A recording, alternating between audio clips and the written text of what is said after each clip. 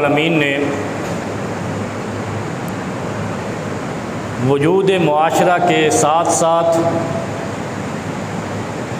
حق اور اصلاح پہ قائم رکھنے کے لیے انبیاء مبعوث فرمائے۔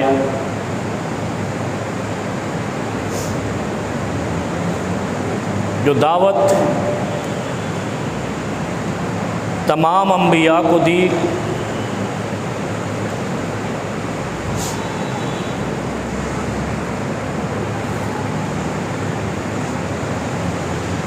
وہ ساری دعوتیں قرآن کریم میں وحی بنا کر اللہ رب العالمین نے نازل کی۔ قرآن کریم آخری معاشرے کی اصلاح کی آخری کتاب ہے۔ جس طرح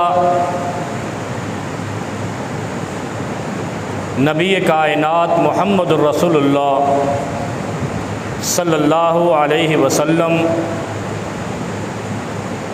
معاشرے کی اصلاح کے لیے آخری نبی ہیں، خاتم النبیین ہیں۔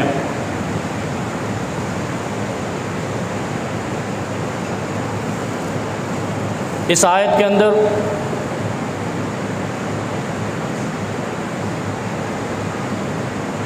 کثرت سے پائے جانے والے ایک گناہ کی طرف اللہ رب العالمین اشارہ کرتے ہیں، اور یہ آج سے 1500 سال قبل نبی کائنات صلی اللہ علیہ وسلم پر وحی بن کر نازل ہوا۔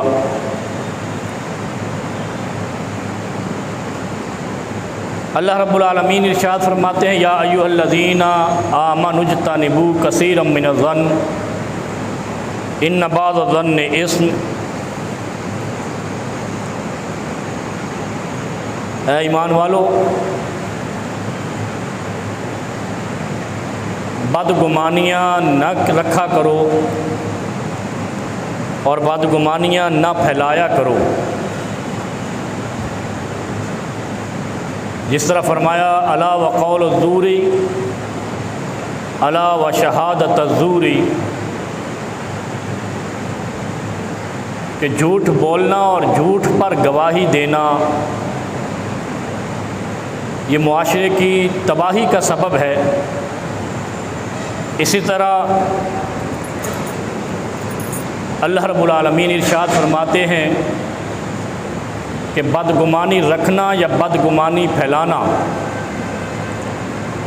یہ اتنا بڑا گناہ اکبر ہے، گناہ کبیرہ ہے،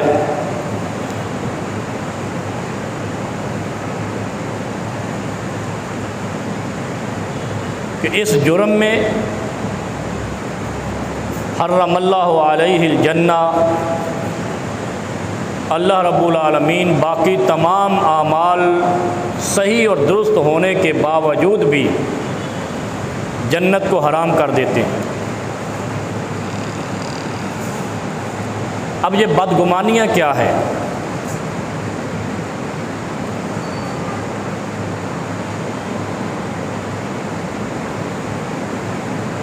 اور بدگمانی پھیلانا یہ کیا چیز ہے؟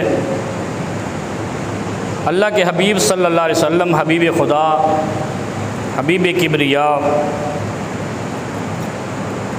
جو دین کا منبع اور شارع ہیں، جو معاشرے کی اصلاح کے لیے آنے والے خدا کے آخری پیغمبر اور رسول ہیں، ارشاد فرماتے ہیں، لا یرمی رجلا بالفسوق ولا یرمیہ بالکفر الا ارتدت علیہ ان لم یکن صاحبہ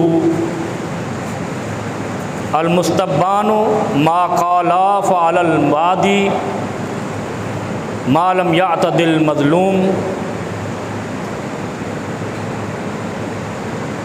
بہت بڑی بات ہے۔ اللہ کے حبیب ارشاد فرماتے ہیں کہ کوئی شخص دوسرے شخص پر یہ نہ کہے لا یرمی رجل رجلا بالفسوق،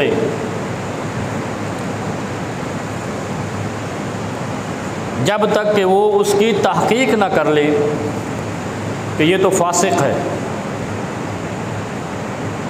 لا یرمی رجل رجلا بالفسوق، تو آپ نے دیکھا ہوگا کہ عموماً آدمی اپنے آپ کو، میں تو گناہ گار آدمی ہوں، میں تو گناہ گار آدمی ہوں۔ بھائی یہ تجھے کس نے آ کر سرٹیفکیٹ دیا ہے کہ تو گناہ گار آدمی ہے؟ تو جو کچھ بھی ہے تیرا اور تیرے رب کا معاملہ ہے، تو دوسروں کو کیوں کہتا ہے میں گناہ گار آدمی ہوں؟ اور دوسری کیا عادت ہے، کسی کی بات ہو رہی ہو، یار وہ آدمی تو ایسا ہے، وہ آدمی تو بڑا گناہ گار ہے، وہ آدمی تو فاسق ہے۔ جب تک کسی وَلَا تَقْفُ مَا لَيْسَ لَكَ بِهِ عِلْمٌ، قرآن میں آتا ہے کہ ایسی چیز کے پیچھے مت پڑا کرو جس کا تمہیں علم نہ ہو۔ اچھا، علم نہ ہونا مطلب عالم نہ ہونا، اور عالم نہ ہونا سے مراد یہ ہے عالم وہی ہوتا ہے جو آپ کو تحقیق سے جواب دے سکے، فتویٰ دے سکے، دین کا علم بتا سکے، آپ کے مسئلے کا حل بتا سکے۔ اور قرآن کہتا ہے ایسی بات کے پیچھے نہ پڑو جس کا تمہیں علم نہیں ہے۔ اب جس کا علم نہیں ہے وہ کیا چیز ہے؟ ایک تو چیز یہ ہے کہ آپ اس کو اچھے طریقے سے جانتے ہیں، اس کے کردار کو، اس کے اخلاق کو، اس کے معاملات کو، اور آپ کو یقین کامل ہے اس طرح جس طرح ایک عالم دین کو ایک فتویٰ دیتے ہوئے اس میں تحقیق کامل ہوتی ہے، پھر تو آپ بات کر سکتے ہیں۔ اور اگر آپ کو اس چیز کا علم نہ ہو، پھر شریعت آپ کو اس چیز کی اجازت نہیں دیتی کہ آپ معاشرے کے اندر الزامات کی بھرمار کریں، طوفان بدتمیزی برپا کریں اور معاشرے کے بگاڑ کا ذمہ دار بنیں۔ یا ایھا الذین آمنوا اجتنبوا کثیرا من الظن۔ اچھا، یہ کثیرا من الظن کیا ہے؟ ہم میں سے اکثر اٹکل پچو لگاتے ہیں، وہ ایسا ہوگا، وہ ایسا ہوگا، وہ ایسا ہوگا، وہ ایسا ہوگا۔ اس چیز کو شریعت نے روکا ہے، اور شریعت نے کیا؟ اللہ نے روکا ہے۔ اللہ نے کہا ہے کہ کسی پر ایسی رمی لا یرمیہ بالکفر ولا یرمیہ بالفسوق، کسی کو کنفرم کر کے کہنا۔ میں ایک ویڈیو دیکھ رہا تھا، اب وہ اس میں ایک دفعہ کہتا ہے کسی کے لیے کہ کنفرم جنتی ہے، اور دوسری طرف کہتا ہے کنفرم لعنتی ہے کسی دوسرے کے لیے، اور یہ ایسا جملہ ہے کہ جو اس کو خود کو لعنتی بنا رہا ہے۔ اس لیے کہ نہ تو کسی کو کنفرم جنتی کہہ سکتا ہے، تیرے اختیار میں نہیں ہے، یہ ظن ہے، اور نہ تو کسی کو کنفرم لعنتی کہہ سکتا ہے کہ یہ تیرے اختیار میں نہیں ہے کہ وہ لعنتی ہے یا نہیں۔ ہو سکتا ہے کہ وہ ان لم یکن صاحبہ، اگر جس کو تو کنفرم لعنتی کہہ رہا ہے اگر وہ لعنتی نہیں ہے، اللہ کے ہاں وہ لعنت کا مستحق نہیں ہے، تو پھر تو لعنتی بن گیا۔ یہ ہماری زبان کی فواحشات ہیں، ان کنٹرول ہماری زبانیں ہیں جو اپنے کیے ہوئے اعمال کو۔ اچھا اب دیکھیں آپ، اللہ قرآن میں کہہ رہا ہے کہ یا ایھا الذین آمنوا اجتنبوا کثیرا من الظن ان بعض الظن اثم، کہ دوسروں کے بارے میں ظن و گمان سے پرہیز کرو، اور اگر نہیں کرو گے تو حرام علیہ الجنہ، اللہ تعالیٰ جنت حرام کر دے گا۔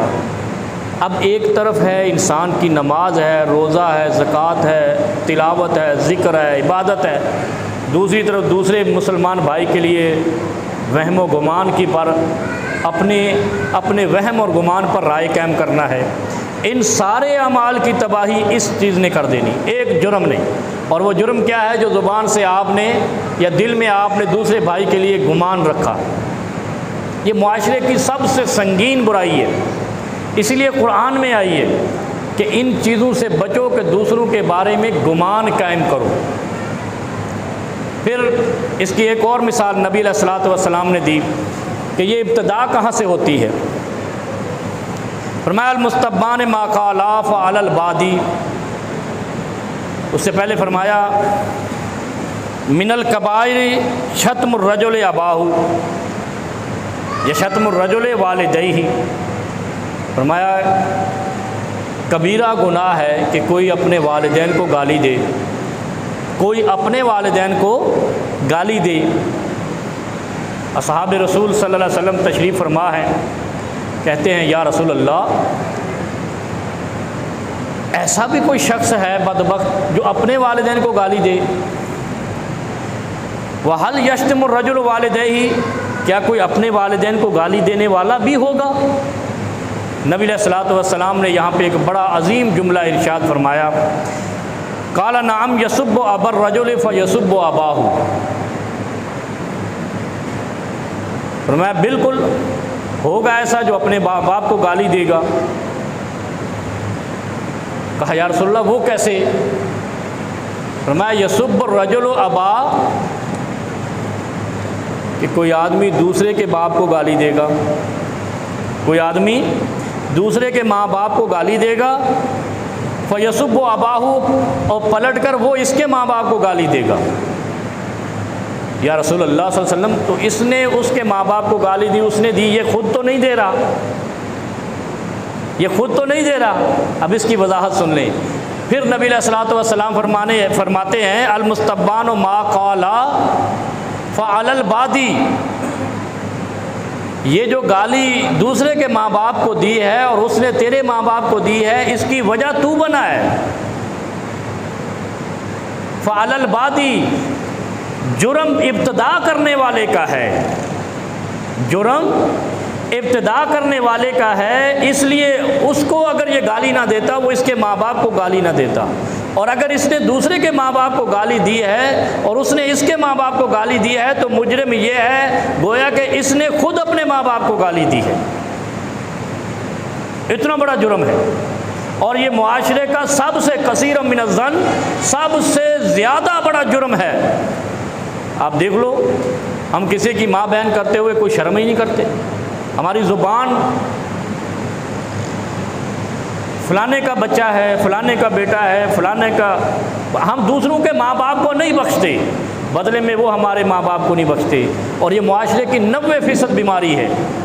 اچھا، اس 90% کے بدلے میں نتیجہ کیا نکلا ہے کہ ہم سارے خدا کے دربار میں مجرم ہیں، اپنے والدین کی نافرمانوں کی لسٹ میں۔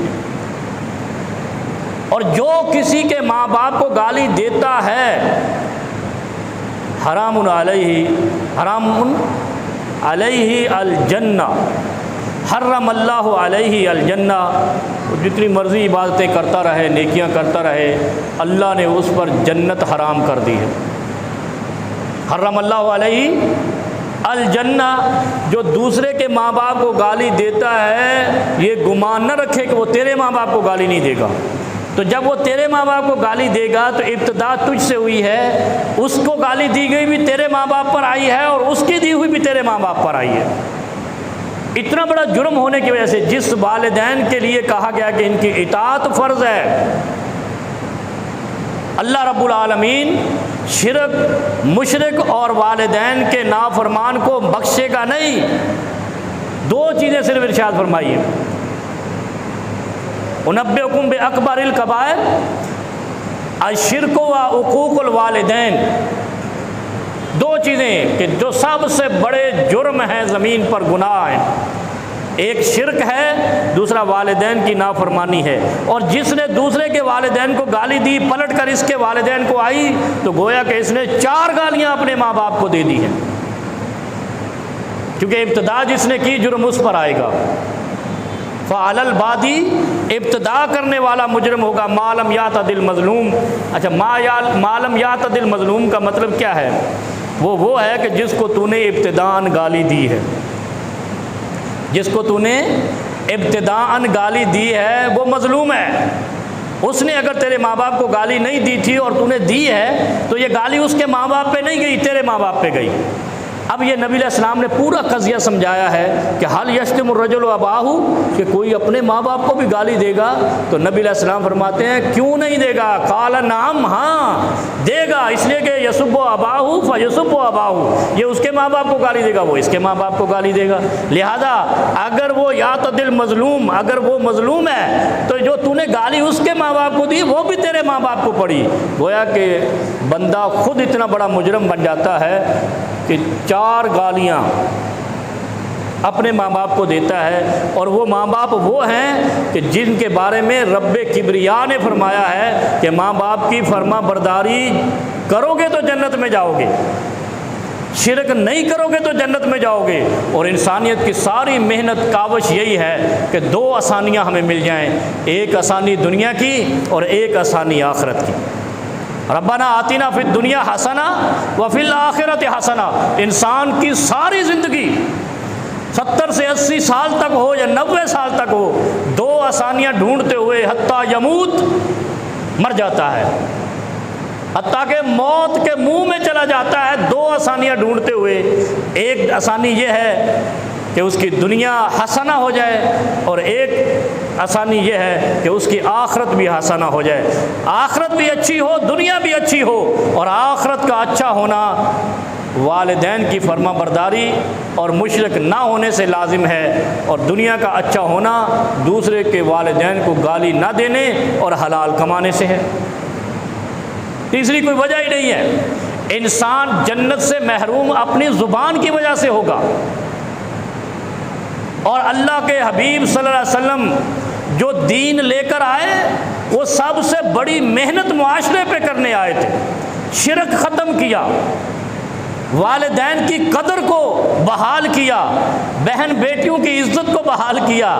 جو ظلم عرب کے معاشرے میں شروع ہوا تھا اس کا خاتمہ اسلام نے کیا، جس کی بحالی آج پھر ہم نے کر دی ہے کہ جو ہماری ماں بہن بیٹیاں ہیں وہ کمرشل پیس بن گئی،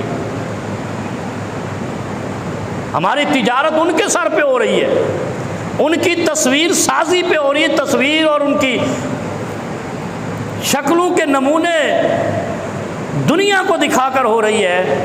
اتنا بھی ظلم اسلام کے آنے کے بعد پہلی بار ہم نے دیکھا۔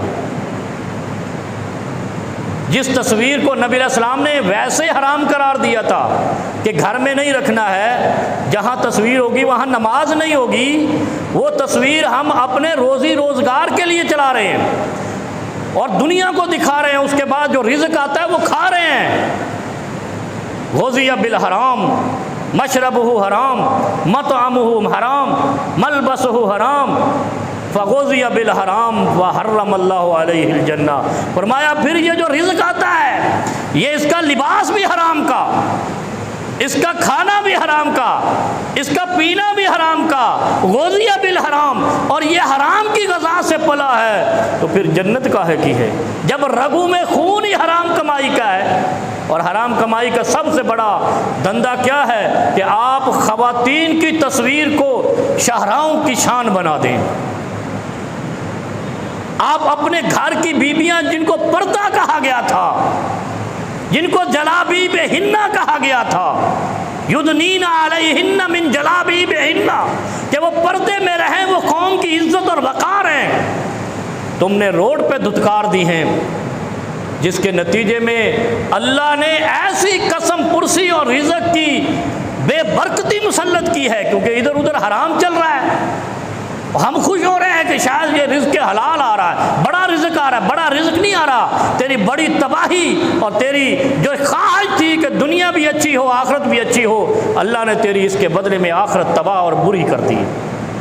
اور دنیا کی برائی کیا ہے کہ نہ مہنگائی ختم ہوتی ہے، نہ رزق کی تنگی ختم ہوتی ہے، رزق ہونے کے باوجود جب اللہ رزق زیادہ اگر دے دیتا ہے برائی کے بدلے میں تو پھر وہ رزق کھانے سے محروم انسان کو کر دیتا ہے، ایسی بیماریاں لگا دیتا ہے۔ اور وہاں جب تک کوئی جنگ میں زخمی نہیں ہوتا تھا، بیمار نہیں ہوتا تھا۔ یہ دین تو پڑھ کے دیکھو، دین اسلام کی مبادیات جس دین نے آ کر قوموں کی عزت اور وقار اور شان بلند کی ہے، زمین پر فتنہ فساد ختم کیا ہے، ان کا ایک ہی کام تھا کہ پیغمبر خدا اور اللہ کے احکامات پر عمل کرتے تھے۔ نتیجے میں ان کے ہاں بیماریوں کا وجود نہیں تھا۔ کبھی سنا تھا کوئی کینسر سے مر گیا، کوئی ٹی بی سے مر گیا، کوئی کورونا سے مر گیا، کوئی کسی چیز سے مر گیا، یہ بیماریاں، کوئی بخار سے مر گیا، ایسا بھی نہیں تھا۔ کوئی ٹائیفائڈ سے مر گیا۔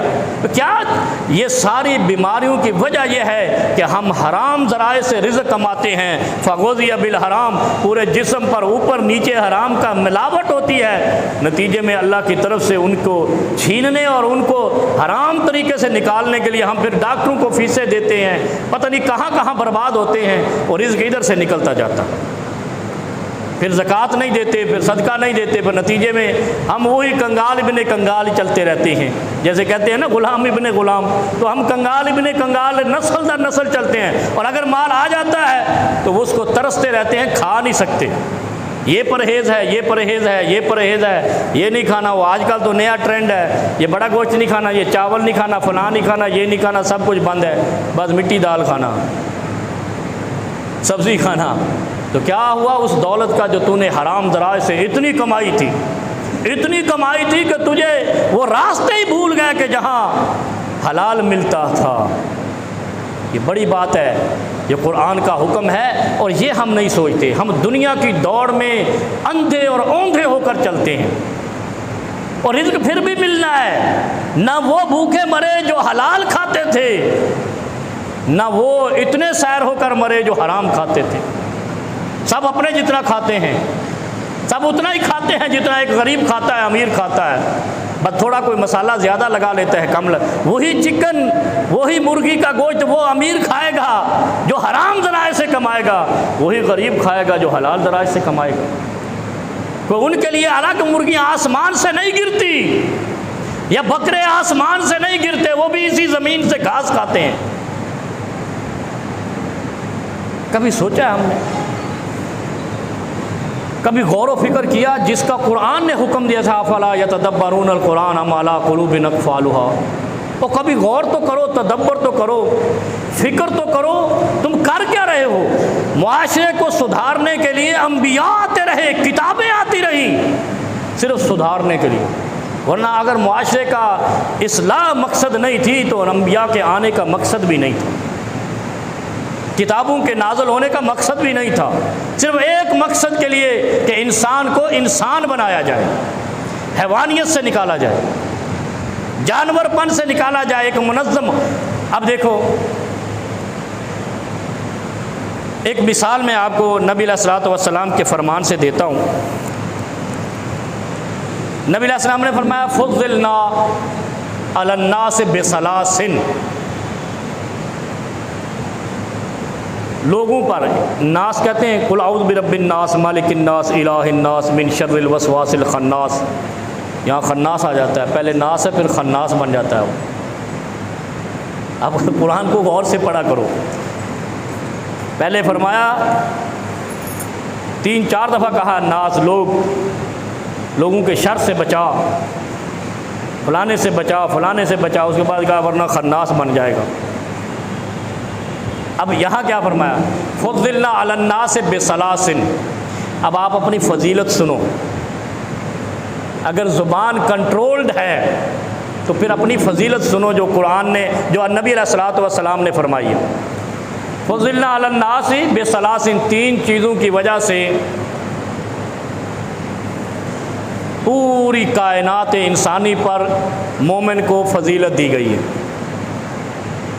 پوری دنیا پر یہود و نصارہ ہوں، ہندو، کوئی بھی دنیا کا مذہب ہو یا انسانیت ہو، ان پر مسلمانوں کو 3 باتوں کی وجہ سے فضیلت دی گئی ہے۔ اس میں سب سے پہلی کیا ہے کہ جس کی وجہ سے ہم افضل ہیں، فضیلت ہمیں دی گئی ہے دوسروں پر،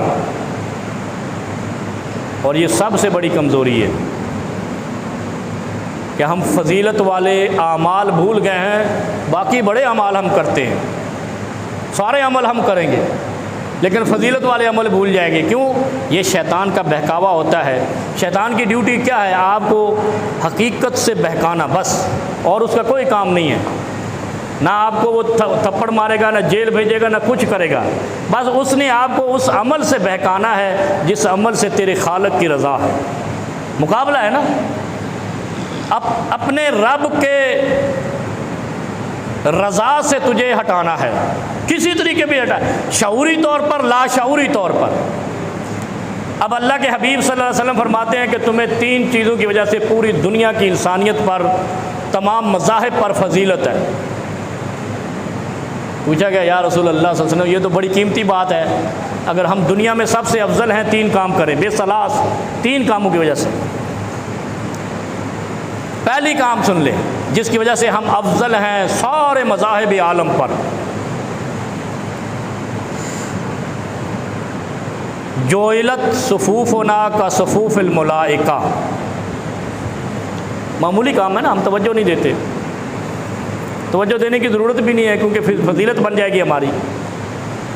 فرمایا جوئلت صفوفنا کا صفوف الملائکہ، ہم صفیں ایسے بناتے ہیں جیسے فرشتے صفیں بناتے ہیں. ہم صفیں ایسے بناتے ہیں جیسے فرشتے صفیں بناتے ہیں. اب فرشتے کیسے صفیں بناتے ہیں؟ کوئی بتا سکتا ہے کہ فرشتوں کی صفیں کیسی ہیں؟ مسلمانوں کی فضیلت ساری دنیا پر صفیں بنانے کی وجہ سے ہے، اور صفیں صرف ایک جگہ پہ بنتی ہیں. معلوم ہے آپ کو؟ نماز میں. حج میں بھی صف لازم نہیں ہے، زکوٰۃ دیتے ہوئے بھی قطار لازم نہیں ہے، کہیں بھی صف بنانا لازم نہیں ہے. جتنا صرف ایک کام ہے جس کے لیے صف بنائی جاتی ہے، اور وہ ہے نماز. اور اس نماز کی صف بنانے کی وجہ سے ہم دنیا پر افضل ہیں.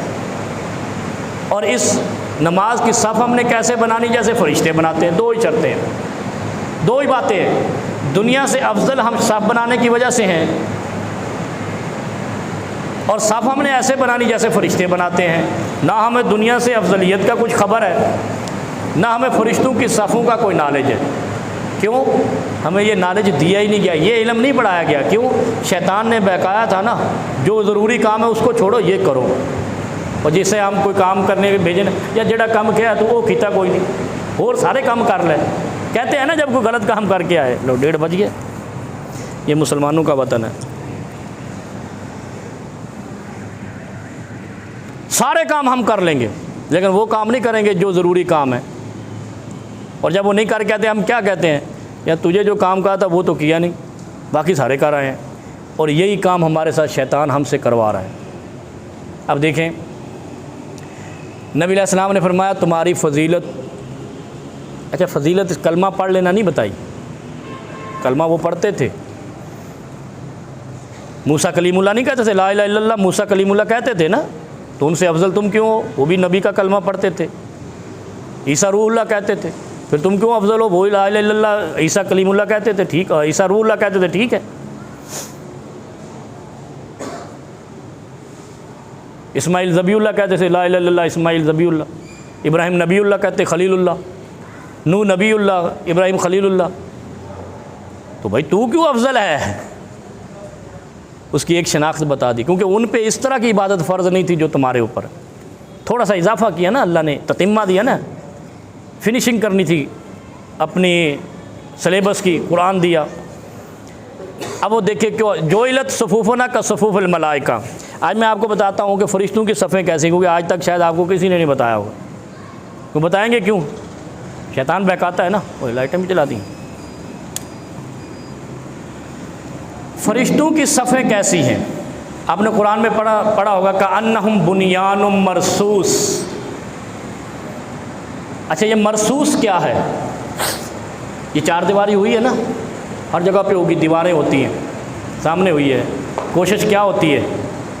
آج آپ کو میں فرشتوں کی کوشش کیا ہوتی ہے کہ اس میں اچھا سیمنٹ لگائیں، بلاک سے بلاک جوڑیں تاکہ ایک بلاک دوسرے کو پکڑے. پھر اس میں وہ بناتے ہیں جنکشن بناتے ہیں بلاک سے بلاک کا، آدھا ادھر رکھتے ہیں آدھا ادھر رکھتے ہیں، ایسے رکھتے ہیں نا بلاک ایسے، تاکہ یہ جنکشن بن جائے، اس کو کہتے ہیں جیسے ریلوے جنکشن ہوتے ہیں، جنکشن بن جاتا ہے، اور وہ ایسی پیوست ہو جاتی ہے دیوار کہ وہ گرتی نہیں ہے پھر ہوا سے، بلاک سے بلاک ایسے۔ اب اس کو پتہ نہیں کیا کہتے ہیں، ویسے تو داڑھا کہتے ہیں، داڑھا چھوڑ دیتے ہیں، داڑھا چھوڑتے ہیں۔ آج سن کے جاؤ، آپ کو میں بتاتا ہوں کہ تم فضیلت والے کیوں ہو، اور اگر ایسے نہیں ہو تو پھر کمینے ہو، فضیلت والے نہیں ہو۔ کمینے کے فضیلت کے مقابلے میں یہی ہوگا نا، گھٹیا، یہ افضل ہے، یہ اجہل ہے، یہ بیکار ہے، وہ کارآمد ہے۔ جیسے کوئی نارمل ہوتا ہے، کوئی اب نارمل ہوتا ہے۔ اب داڑھا چھوڑتے ہیں، ایسے رکھتے ہیں، ایسے بلاک پہ بلاک رکھتے ہیں، آدھا ادھر سے آدھا ادھر سے، پھر اوپر اس کے سینٹر میں ایک بڑا بلاک رکھتے ہیں، پھر وہ پیوست ہو جاتا ہے، اس کو کہتے ہیں مرصوص۔ آپ نے دیکھا ہوگا زنجیر، خواتین گلے میں زنجیر پہنتی ہیں، یہ انگوٹھی پہنتے ہیں آپ، یہ اکیلی اکیلی ہوتی ہے انگوٹھی۔ زنجیر کون سی ہوتی ہے؟ اسی طرح کی کڑی ہوتی ہے، کڑی سے کڑی پیوست ہوتی ہے، اور اگر کڑی الگ الگ رکھ دی جائے، وہاں یہاں یہاں یہاں یہاں، تو اس کو کوئی زنجیر نہیں کہے گا، یا کہے گا وہ ایسے کہے گا، کوئی کڑے رکھے ہوئے ہیں یا کچھ رکھا ہوا ہے، ایسے کہہ دے گا۔ لیکن صفوف الملائکہ کی صفت بیان کر رہا ہوں، صفت و صفوف الملائکہ، فرشتوں کی صف کی صفت کیا تھی، طریقہ کیا ہے۔ یہ بہت بڑا ظلم ہمارے ساتھ ہو رہا ہے کہ ہمارے مولوی اس پہ توجہ نہیں دے رہے ہیں کہ اس کی آگے تحقیق بھی کر لیں، ساری تحقیقات کریں گے کافر بنانے کی، بدعتی بنانے کی، مشرک بنانے کی، جہنمی بنانے کی، مطلب اس میں جانے سے جو چیزیں روکتی ہیں ان کی تحقیق نہیں کریں گے۔ مرصوص کہتے ہیں بلاک سے بلاک پھنسا کر، سیمنٹ لگا کر پکا کرنا۔ یتراسون فی الصف، صف کے اندر ایک دوسرے سے پھنس کے کھڑے ہونا۔ المنکب بالمنکب، الکعب بالکعب، حدیث میں آیا نا کہ کندھے سے کندھا پھنسا کے، ٹخنے سے ٹخنا لگا کے، یہ تھی فرشتوں کی صف۔ اچھا اب میں آپ دیکھیں، فرشتے رب کے سامنے کھڑے ہوتے ہیں، اپنے رب کے سامنے، رب کبریا کے سامنے، جہاں کوئی کھڑا نہیں ہو سکتا، انبیاء نہیں سامنے کھڑے ہو سکے۔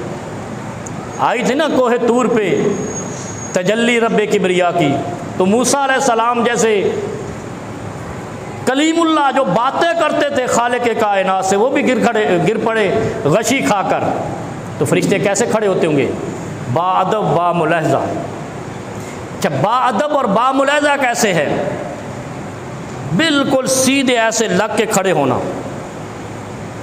دنیا کی مثال آپ لے لیں، ہم کیسے کھڑے ہوتے ہیں جب کسی بہت بڑے افسر کے پاس جاتے ہیں؟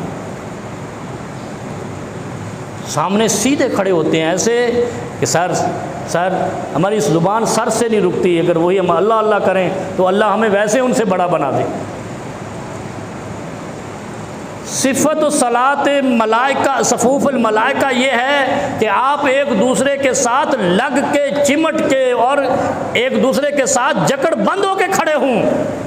اور اگر ایسی آپ کی صف ہے جو کہ قطعاً نہیں ہے، اس پہ توجہ نہیں ہے، اس چیز سے ہمیں شیطان نے بہکایا ہے، پھر نبی علیہ السلام نے یہ بھی فرمایا ہے کہ اگر دو آدمی صف میں کھڑے ہیں اور وہ ملائکہ کی طرح نہیں کھڑے ہیں، بنیان و مرصوص ہو کر نہیں کھڑے، یتراسون فی الصف ہو کر نہیں کھڑے، یتراسون بلاک سے بلاک چمٹا کے نہیں کھڑے، داڑھا بنا کر نہیں کھڑے، تو ان کے اندر شیطان آ جاتا ہے۔ جہاں آپ سیمنٹ کا مسالہ لگاتے ہیں نا، وہاں شیطان آ جائے گا۔ جہاں آپ چمٹ کر نہیں کھڑے ہوتے وہاں شیطان آ جائے گا۔ پھر وہ کیا کرے گا؟ وہ آپ کے دماغوں میں، دلوں میں بہکاوے بنائے گا۔ پھر کیا ہوتا ہے؟ ہم سوچ کچھ رہے ہوتے ہیں، کر کچھ رہے ہوتے ہیں۔ جن لوگوں کو نماز میں خیالات آتے ہیں، اس کا علاج بتا رہا ہوں۔ بہت سارے لوگ سوال لے کر آتے ہیں کہ نماز جب پڑھتا ہوں تو خیالات آتے ہیں، اور ویسے مجھے کبھی خیال نہیں آتے، ویسے مصروف رہتا ہوں۔ میں نے کہا ویسے مصروف رہتا ہے تو اپنے روزی رزق کے لیے، جب خدا کے سامنے آتا ہے تو فرض نماز میں چمٹ کر نہیں کھڑا ہوتا، ایک دوسرے سے جکڑ بند ہو کر، داڑھا سے داڑھا ملا کر نہیں کھڑا ہوتا ہے۔ بنیان مرصوص یتراسون فی، صرف فرض نماز جو یتراسون فی الصف بن کے کھڑا ہوتا ہے، فرشتوں کی طرح کھڑا ہوتا ہے، اس کو نفلی نمازوں میں خیالات نہیں آئیں گے۔ اور ہمارے یہاں آتے بھی فرضوں میں خیالات ہیں، نمازوں میں، نفلوں میں نہیں آتے، کیونکہ نفل تو ہمارے ٹکر ٹکر ہوتی ہے نا، کل غراب، کوے کی طرح۔ فرض ہی تو نماز ہے جو اوپر گئی تو آپ کی باقی سارے قبول ہو گئی۔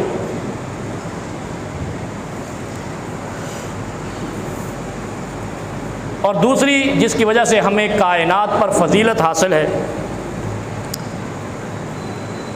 جعلت لنا الارض کلھا مسجدا، ہمارے لیے ساری مسجد، زمین جو ہے مسجد کی طرح بنا دی گئی ہے، پاکیزہ ہے زمین، جہاں دل کرے آپ نماز پڑھ سکتے ہیں، جہاں دل کرے آپ۔ اچھا، یہ نماز پڑھنے سے مراد کیا؟ جماعت کرا سکتے ہیں آپ، با جماعت نماز پڑھ سکتے ہیں پوری زمین پہ کہیں بھی۔ تیسری چیز جس کی وجہ سے ہمیں فضیلت ہے، پہلی امتوں پر، ساری کائنات کی انسانیت پر، ہمارے لیے زمین پاک ہے۔ جب ہمیں پانی نہ ملے تو ہم اس زمین کی مٹی سے وضو بھی تیمم کر سکتے ہیں اور اس میں اللہ کی عبادت کر سکتے ہیں۔ یہ زمین ہمارے لیے پاکیزہ ہے۔ کتنی شرطیں ہیں ہمیں دوسروں پر، عام معمولی سی ہے جو ہمیں نہیں سمجھ آتی۔ سب سے بڑی تو پہلی ہے نا کہ صف ہم فرشتوں کی طرح نہیں بناتے، وہیں سے ہم گمراہی کی طرف نکل جاتے ہیں، ہمارے اعمال برباد ہو جاتے ہیں۔ فرشتوں کی طرح صف بنائیں، چمٹ کر ایسے جیسے بلاکوں کی دیوار بناتے ہیں، جیسے زنجیر کے کڑے ملاتے ہیں، ایسے بنائیں۔ اور دوسرا، جہاں نماز کا وقت ہوا ہے وہاں نماز پڑھ لیں، وہ زمین پاک ہے آپ کے لیے، آپ کی نماز قبول ہوگی۔ اور تیسری چیز یہ ہے کہ جب آپ پانی نہ پائیں تو اسی مٹی سے تیمم کر لیں، آپ کی نماز پھر بھی قبول ہو جائے گی۔ مسئلہ یہ ہے کہ آپ نے اللہ کے سامنے سجدہ ریز ہونا ہے، جہاں آپ کے پاس وقت آیا ہے تب جا کے آپ دنیا کی ساری انسانیت پر افضل ہیں، ورنہ اگر نماز میں کسلان ہیں تو افضلیت آپ کی ختم ہے۔ وآخر دعوانا الحمدللہ۔